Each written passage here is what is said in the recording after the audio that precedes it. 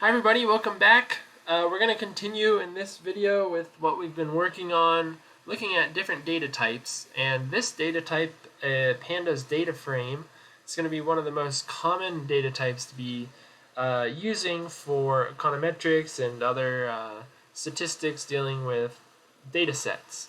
So it's a Pandas DataFrame. Upfy.net, remember the name of the book, Using Python for Introductory Econometrics. All of these scripts are available for free online, and the textbook itself. In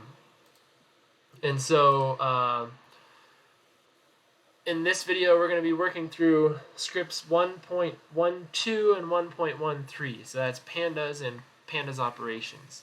So what we're going to do here is build a little bit of a data set about ice cream sales and depending on the weather. And so, again, just to show you what this is going to be looking like compared to doing it in Excel, we'll have a little data set, which you could just type up and code in there. And then we have weather coded. 0 is for bad weather, 1 is for good weather. We're going to do something with that here in a little bit. But then we're also going to index this data by the end of the month during these kind of spring and summer months. In 2010. So starting with end of month from April. Now we can't just drag that down because it's going to add only one day.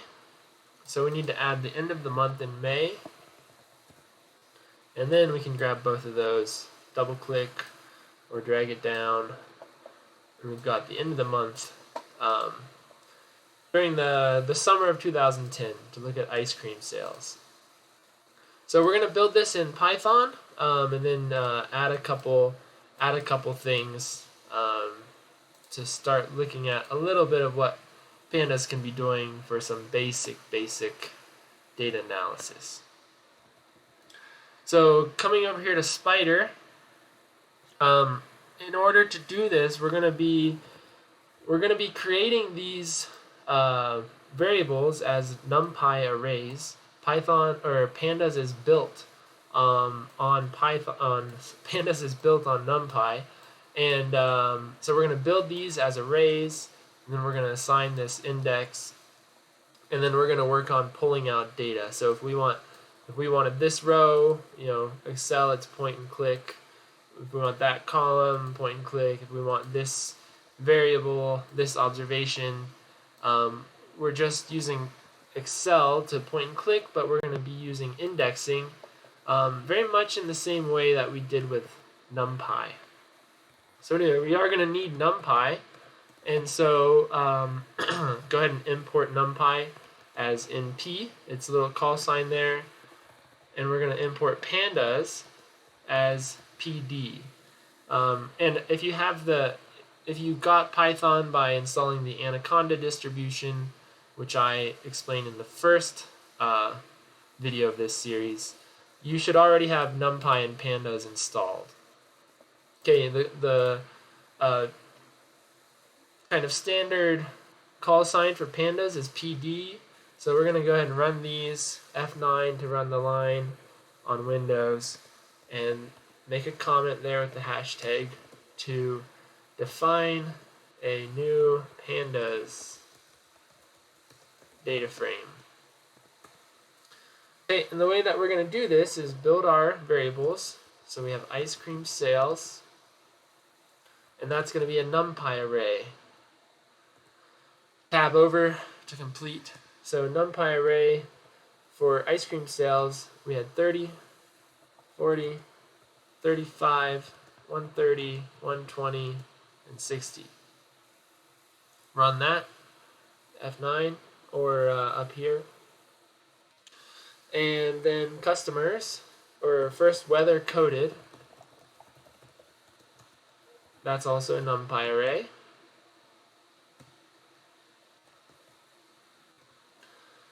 That's 0, 1, 0, 1, 1, 0.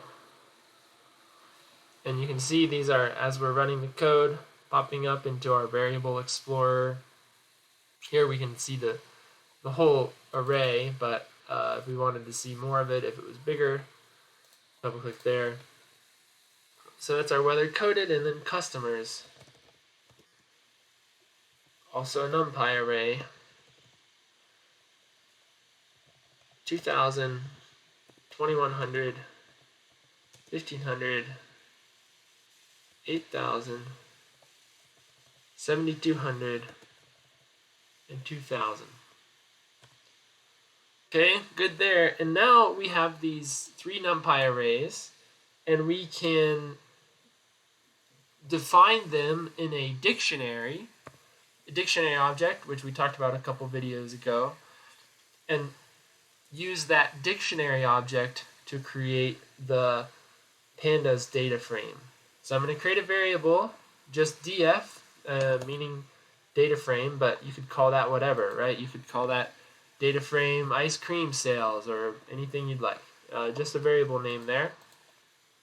So data frame is going to be a Pandas data frame.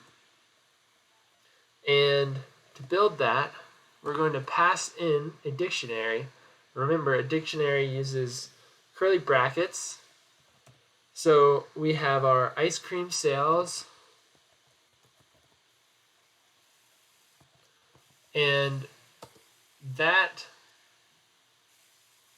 variable within the dictionary is going to take on our variable called ice cream sales. We're going to do our weather coded inside the dictionary as our weather coded variable, comma, and then customers comes from our customers variable. We should be good there. In close curly bracket, close parentheses. We can't hit F9 here because it's only one line. We could have written the whole thing on one line, but if we want to use our F9, we have to highlight all of the rows that are included in that bit of code. So we'll run that. We have built our data frame. We can see it up here, our data frame that's called df, and here we can see it looks, similar to Excel, and we're off to a good start. Now we want to do the same thing we did in Excel to add a date index instead of the 0 and integer index. So let's build that. Index df with dates, and particularly end of month dates starting in April of 2010. So we're going to define a Pandas date range. PD, this is Pandas. We're going to call this our index, and we're going to start at April 2010. The frequency parameter is going to be monthly, and we are going to be using 6 periods. Now, also keep in mind, actually in the videos after Pandas Operations, we're going to be looking at importing and using external data. A lot of data economists are working with already have it's already a data set that you're just importing. You're not necessarily building it up. But sometimes the dates will be funky and you'll need to build it out, its own little custom range. And so this is how we do that. So we have our index, and then we can use our data frame and call the setIndex function. And doing that, we just call our index, and there's this parameter called inPlace, and if you set that equal to true, well, let's actually do it first without. We can just run this, it'll be fine. And then we have our dates, our 4:30 through 9:30, just like we have in Excel. But now, if we go ahead and call DataFrame, so let's do that, our index is back to 0 through 5. If we want this date range index to stick as a copy, we need to set in place equal to true. So we run that, and then we can look at our data frame again, df, and now our index is set as the dates. Okay, so again, that is how, if we want to, in the code, we have print the data frame. We could just use df, and we'll see the output there. We could also print df, and so the book does it like this. We use the backslash in for a new line, and we pass in df into our print function.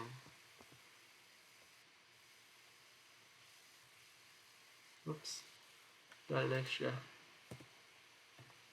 there. And so we could do it like that, and we have our little df there. That's what that says. We could also do it like this, DataFrame df, and that gives us a nice little printout of the data. Okay, so but a couple different ways you can do that. Now let's access columns by variable names. To do that, we can call set a new variable. We're going to call this subset1. Now what we do to do this is we take our data frame, whatever we've called it, and we're going to use our indexing notation similar to Pandas. And if we want to see everything in the ice cream sales, we can just run that, and then we look at subset 1, and we have our ice cream sales. If we want to add an extra variable in there, inside the inside brackets, we could add customers, and we've got ice cream sales and customers. So we can access variable names in that way. We can also access them through their indices.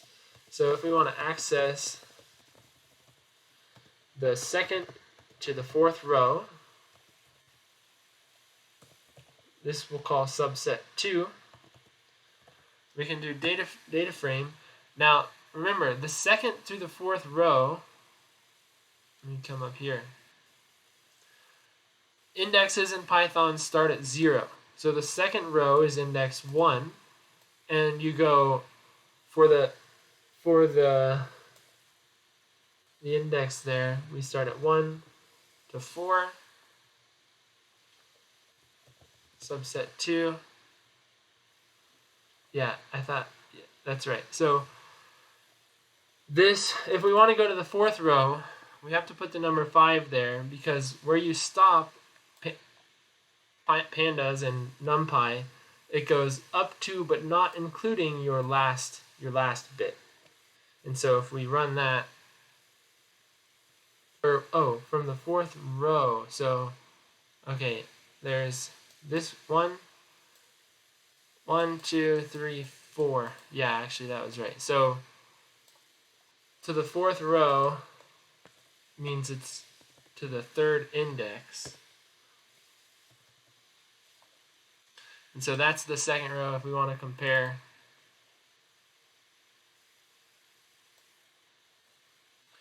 Then we have the second row that starts with 40, 35, and 130. So that goes up from the second row up to the fourth row. Okay, so again, where you want to start on your index, and then up to but not including your stop point. Okay, couple more. If we want to access rows and columns by an index and variable names, we'll get subset 3.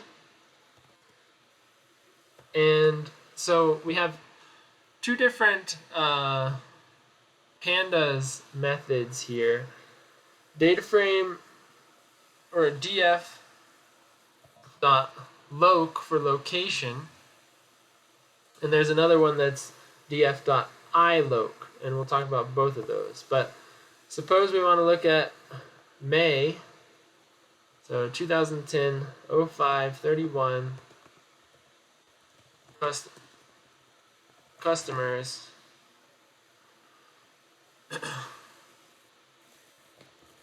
subset 3. So we can look at how many customers we had at the by the end of April in 2010, and that'll set us up like that. The other way that you could do this is if you did df.iloc, ilocation, index location, then we add the index numbers for that instead. And so that's again a good practice.